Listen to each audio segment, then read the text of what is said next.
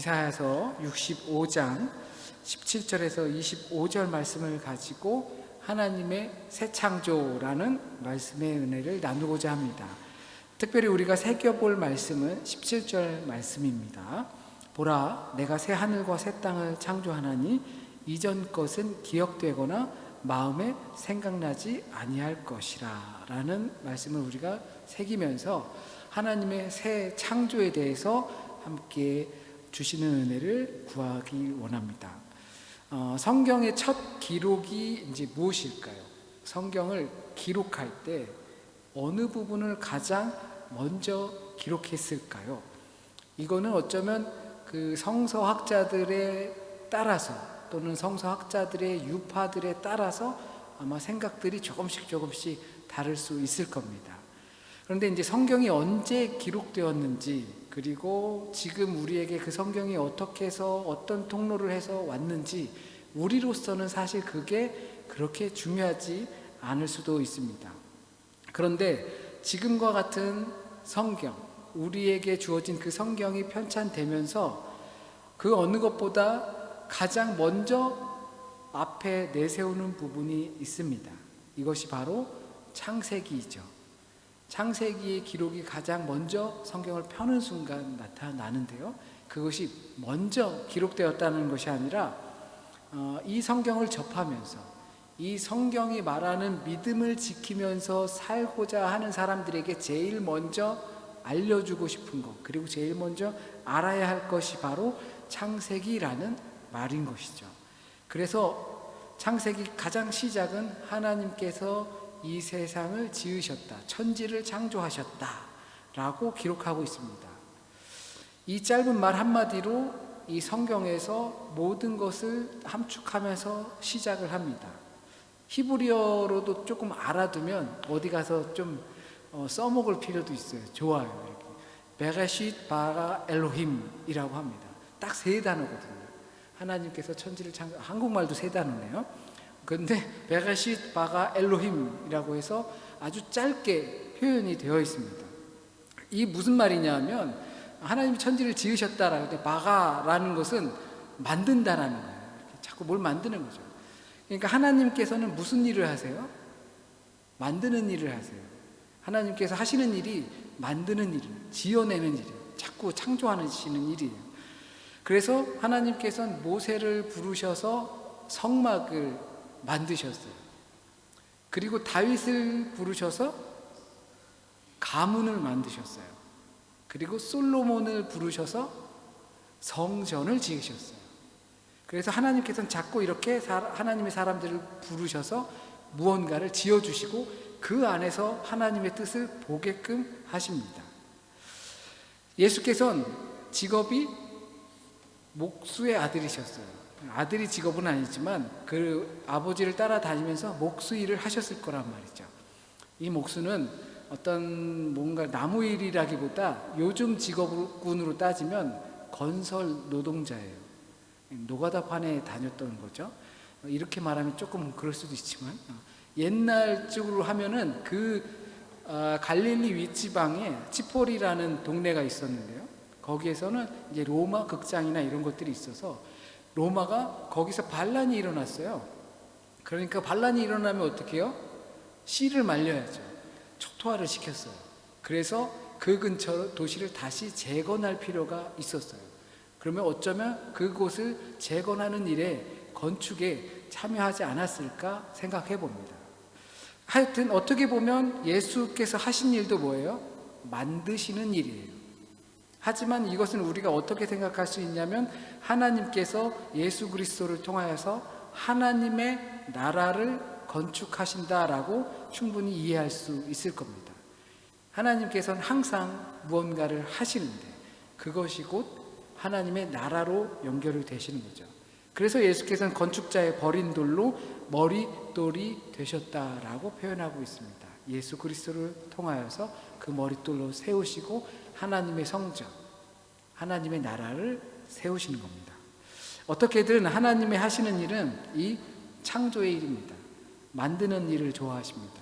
오늘 본문 속에서도 이사야에 의해서 창조하시는 하나님에 대해서 기록이 되었습니다. 이 이사야서는 지금은 마지막 부분이잖아요. 66장으로 되어 있으니까 65장은 거의 끝이에요. 이 부분은 이사야가 썼다 안 썼다 뭐 말들이 많아요. 그러나 이 시기는 이스라엘이 북쪽으로 끌려갔다가 다시 회복되었을 때를 생각하면서 이사야가 쓴 것이다. 하나님께서 예언해 주셔서 그것을 쓴 것이다 라고 기록하고 있습니다. 자, 그러면 하나님은 이사야를 통해서 이스라엘을 다시 재건하시는 거죠. 새롭게 창조하시는 겁니다. 하나님은 창조를 이미 하셨고 그리고 또한 새롭게 창조하십니다. 2500년쯤 전에 한참 지난 우리는 이 창조의 이야기에 접할 때 하나님의 창조가 아직도 진행 중이라는 것을 알 수 있습니다. 지금 이사야의 이야기는 하나님께서 새롭게 창조하시고 그 창조하신 나라들은 서로가 어떻게 살아가는지 보여주는 그 그림과 같은 장면이 이스라엘 사람들에게 2500년 전쯤에 살았던 그 사람들 그리고 중동 아시아에 속해 있었던 어떤 한 민족에게만 향한 것이 아니라 이 세상을 지으신 하나님께서 이 말씀하신 이 말씀을 접하는 모든 사람들에게 해당되는 말씀이라는 것입니다. 그래서 이사야는 새로운 창조를 말하고 있습니다. 하나님은 새롭게 창조하십니다. 보라, 이전 것은 지나갔으니 새 것이 되었도다. 이 새로움을 위해 하나님께서는 창조를 해 나가십니다. 하나님의 새로운 창조는 그러면 어떤 모습일까요? 선지자들은 그 하나님께서 주시는 감동을 통해서 새로운 창조에 대해서 이미지를 갖고 있었어요. 에스겔만 하도 하나님의 새로운 창조를 성전을 통해서 그리고 성전 가운데 물이 흘러나오면서 이스라엘 온 민족을 적시는 그런 이미지를 갖고 있었어요. 그러면 그런 형태의 모습일까요? 아니면 요한계시록에 등장하는 것처럼 예수 그리스도의 계시의 말씀을 들은 요한은 주님이 계신 그 보좌를 보면서 그 보좌와 그 땅들 그 어떻게 생겼는지를 금이 깔려 있고 모든 보석들이 막 즐비하고 이런 모습들을 보게 되었어요. 이것은 요한이 가지고 있었던 그러한 계시입니다. 이미지입니다. 그 외형의 모습을 말하는 것은 절대 아닙니다. 다만 말해주기는 이렇게 표현하고 있어요. 우리가 세길 말씀에서 보셨던 것처럼 그 이전 것들이 기억나지도 않고 생각도 나지 않을 정도로 전혀 새롭다. 하나님께서 새로운 창조를 우리에게 열어주시는데 그 창조하신 것이 얼마나 새로운가 하면 그 전에 있는 것들이 전혀 기억도 나지 않는다는 겁니다. 또한 얼마나 좋으면 그 전에 좋았던 것들이 기억도 나지 않는 것이죠. 또는 과거에 어떤 슬픔과 외로움과 그 혹독함들이 있었다 할지라도 하나님께서 새로운 창조를 하실 때에는 그 슬픈 기억들이 전혀 나지 않을 정도로 새롭다라는 내용이 될 겁니다. 우리도 살아가다 보면서 이제 기억하고 싶지 않은 일들이 있을 거고 들춰내고 싶지 않은 추억들이 있을 겁니다. 아픈 상처들이 있을 거예요. 그런데 하나님께서 우리를 만져주시고 그래서 새롭게 만들어주시면 그 전 것들이 기억도 나지 않는다라는 거예요. 근데 그것을 기억하는 누군가는 있거든요. 저가 기억하고 싶지 않은 상처와 추함들이 누군가는 그것을 알고 있어요. 그런데 저는 주님의 은혜로 인해서 새로운 창조의 경험을 맞이했고 저는 그것들이 하나도 기억이 안 나요. 근데 이제 주변에 있는 사람들은 그 모습을 가만히 두고 싶지 않을 수도 있잖아요. 야, 너 옛날에 말이지, 야, 찌질하고, 뭐 못된 짓도 하고, 막 욕도 하고, 막 별짓 뭐 사람 속이고 때리고, 막, 야, 사기도 쳐먹고 그랬던 넌데, 야, 네가 목사가 돼가지고 말이지, 막 이렇게 할 수가 있어요. 그런데 새롭게 창조했다면 그것이 기억이 나지 않는다는 겁니다. 하나님의 은혜로 새로운 사람이 되었다면 그것을 온전히 받아들이고 그것까지도 덮을 수 있는 수준이 될 수 있다는 것이죠. 정말 좋은 일이 아닐 수 없습니다. 그런 것들을 우리가 기대할 때가 있죠. 그 전으로 돌아가고 싶지 않을 때, 우리 사건들이 있지만 모든 것을 다시 시작하고 싶을 때 리셋해가지고 와, 이번 생은 진짜 망쳤다, 이번 플랜은 완전히 망쳤다, 이거 돌아가서 그때 다시 하고 싶다 라는 생각이 꼭 한 번쯤은 있습니다. 그러나 하나님은 그게 아니라는 이야기입니다. 새롭게 시작하게 하신다는 거지, 과거에 기억을 못하니까 과거로 돌아가서 다시 시작하는 것이 아니라 새로운 시작을 열어주시는 것입니다. 지난주에 일론 머스크 테슬라 창시자를 통해서 화성으로 이주할 계획이 있었다라는 말씀을 드렸잖아요. 그런데 이 인간들이 화성에 가서 산들 뭐가 크게 그렇게 달라지겠는가라는 것을 말씀을 드렸어요. 다만 여기에서의 세계가 장소만 옮겨서 화성에서의 세계로 연장될 뿐이라는 것입니다. 그냥 또 다른 플라넷, 행성이 또 소멸되고 파괴되는 것에 불과하다는 거죠. 새로운 창조라는 것은 그 장소를 말하는 게 아니에요. 우리 한국에서 교회들은 많이 새 건축을 많이 하거든요. 그 새 건축을 통해서 뭔가를 희망하는 바들이 있을 수 있죠.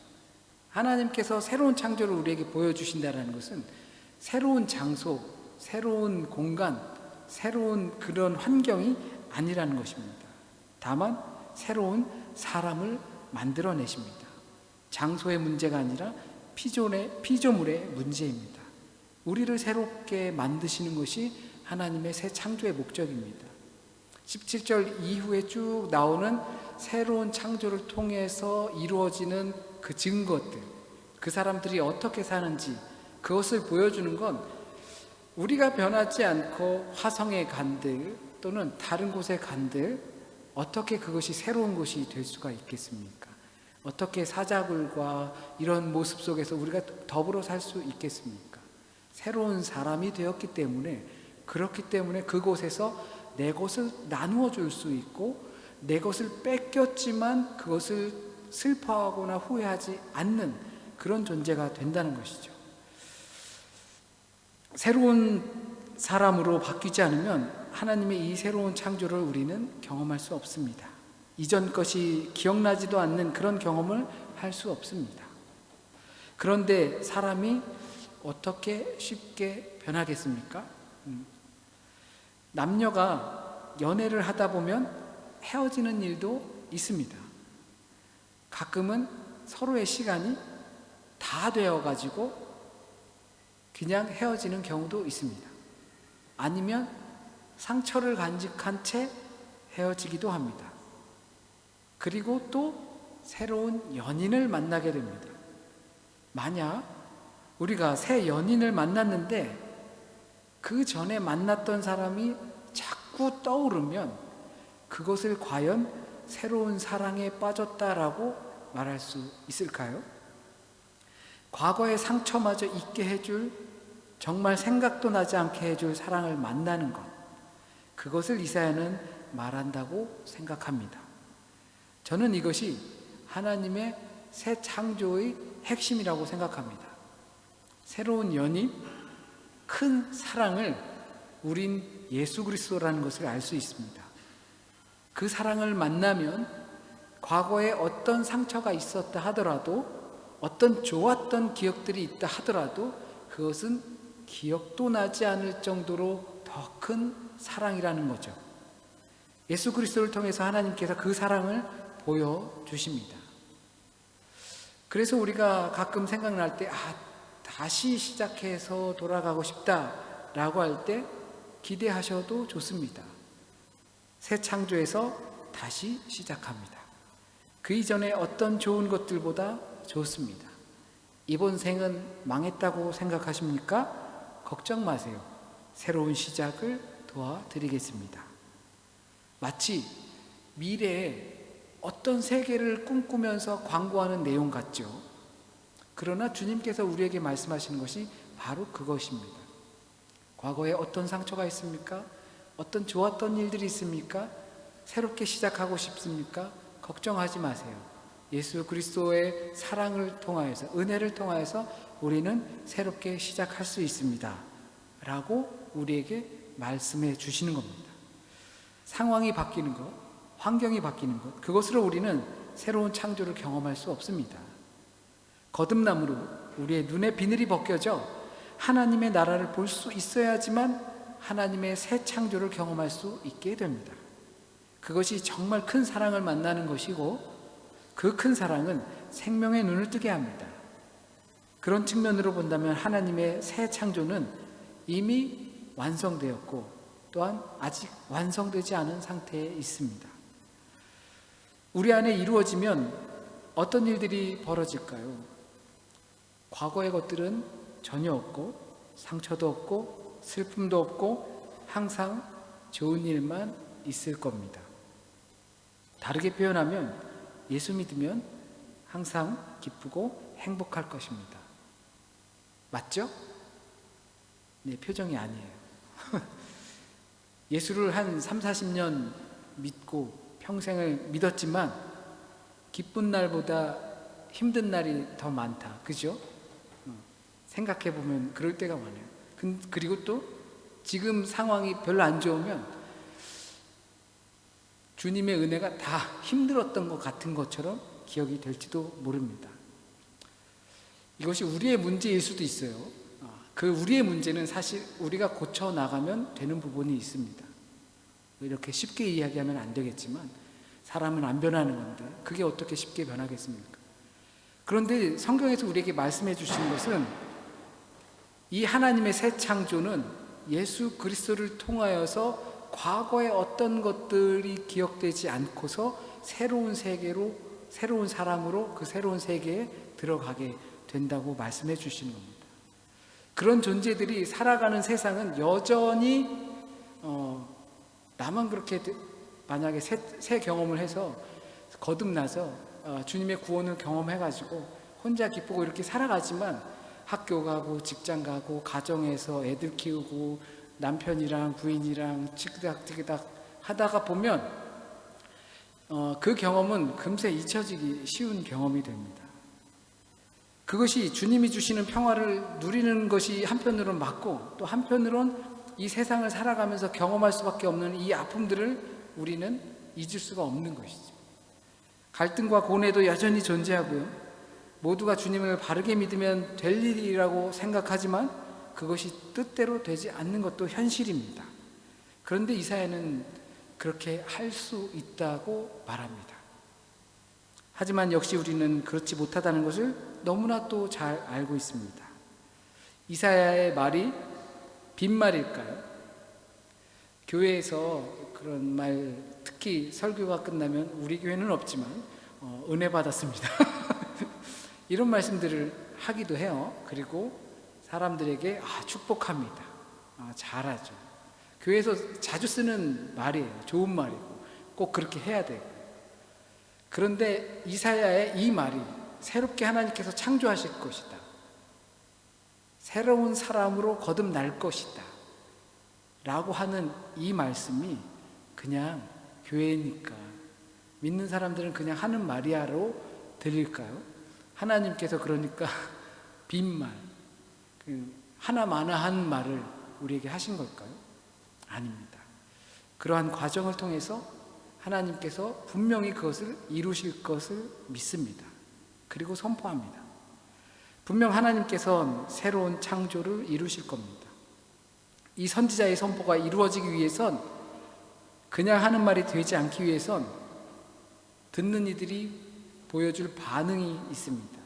그 반응은 지금 이사야가 표현하고 있는 새로운 세상에서 경험할 수 있는 삶의 방식들을 실현하기 위해서 고군분투, 불굴의 의지 보여주는 것이 아니라 하나님의 구원 사역에 대한 완전한 신뢰입니다. 내가 쓰러지고 또 넘어지고 실패하고 또 좌절하고 그런 모습들이 내게 있지만, 그러나 하나님을 절실히 의지하는 나를 하나님께서 절대적으로 구원의 길로 인도해 주실 것이라는 신뢰가 우리 안에 있을 때에 우리는 분명 새로운 사람으로 태어나게 되어 있습니다. 노력하지 말라는 이야기가 아닙니다. 믿음만 갖고 있으라는 것이 아닙니다. 그 일을 내가 하는가, 하나님께서 하시는가입니다. 지금도 여전히 우리는 그런 과정 중에 있습니다. 그 결과를 하나님께 맡겼는가, 아니면 내가 책임지는가. 저 역시도 그 결과를 얼마나 힘들어하고 기뻐하고 휘둘렸는지 모릅니다. 여전히 그런 순간 속에 있습니다. 그러나 분명한 것은 하나님께서 그 놀라운 사랑을 경험할 수 있도록, 새로운 창조를 경험할 수 있도록 우리를 인도하신다는 사실입니다. 그리고 그 경험엔 우리의 반응은 물론 서로의 힘이 필요합니다. 하지만 이런 일들이 한낱 일장 춘몽으로 끝나지 않기 위해선 힘이 필요합니다. 나 혼자만의 문제가 아니라는 거죠. 사도 바울은 부활을 경험했습니다. 부활하신 예수를 만났습니다. 그를 통해서 그는 완전히 다른 삶을 살게 되었습니다. 그래서 그가 이리저리 열심히 다녔습니다. 복음을 전하면서. 하지만 그를 돕는 이가 없었다면, 그와 함께하는 공동체와 교회가 없었다면 그의 노력은 빛을 발하지 못했을 것입니다. 내가 혹시라도 지금 새로운 사람으로, 새로운 창조를 하나님의 은혜로 경험했습니까? 그러나 그 새로운 창조의 경험은 나 혼자만의 경험으로 끝나는 것이 아닙니다. 오늘 본문 속에서도 보면 그것이 모든 사람들에게 함께 누리게 되었습니다. 그것이 저는 교회라고 말씀드리고 싶습니다. 하나님의 새 창조를 경험하시고 각자의 삶에 이루신 분들이 계시다면 하나님의 새 창조는 절대 혼자만 누리는 세계가 아니라는 것을 꼭 알았으면 좋겠습니다. 자기 혼자 믿음의 확신에 차가지고 자기 혼자 영성으로 가득한 것을 말하는 것이 절대 아닙니다.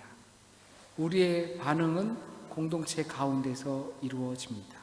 공동체라는 울타리 안에서 그 경험들이 실험대로 사용이 되고 또한 그 실험대를 거쳐서 실현되는 것입니다. 교회 안에서도 그렇지 못하는데 밖에 나가서 오죽하겠는가 충분히 생각할 수 있습니다. 교회를 통하여서 하나님께서 우리 각자 한 사람 한 사람을 새롭게 만드시는 것을 경험하셨으면 좋겠습니다. 그래서 추한 모습들 분명히 있을 텐데 그것들 하나님께서 기억도 나지 않게 하시는 경험, 또는 누군가가 그것을 들춘다 하더라도 그것들이 하나님의 은혜로 말미암아 쉽게 받아들여질 수 있는 과정들이 꼭 있어지길 바랍니다. 그래서 내가 있는 곳, 내가 서 있는 곳, 일하는 곳, 또 함께 어울리는 사람들 가운데에서 그 새로운 창조의 역사가 이루어지길 바랍니다. 그 새로운 창조의 역사들, 실현들은 나만 생각하지 않고 함께라는 것을 꼭 생각하게 되어 있습니다. 우리가 함께할 때 무엇이 중요한지, 어떤 것이 선한지 고민할 때 그 자리는, 함께 있는 그 자리는 새로운 창조의 경험을 분명히 하게 될 것입니다. 하나님의 말씀은 꼭 이루어지고 그 이루어지길 갈망하는 사람들 가운데에서 꼭 더욱더 이루어지는 줄 믿습니다. 기도드리겠습니다. 주님 감사합니다. 귀하신 주님의 말씀을 이 부족한 종을 통하여서 전할 수 있게 하여 주심을 감사드립니다.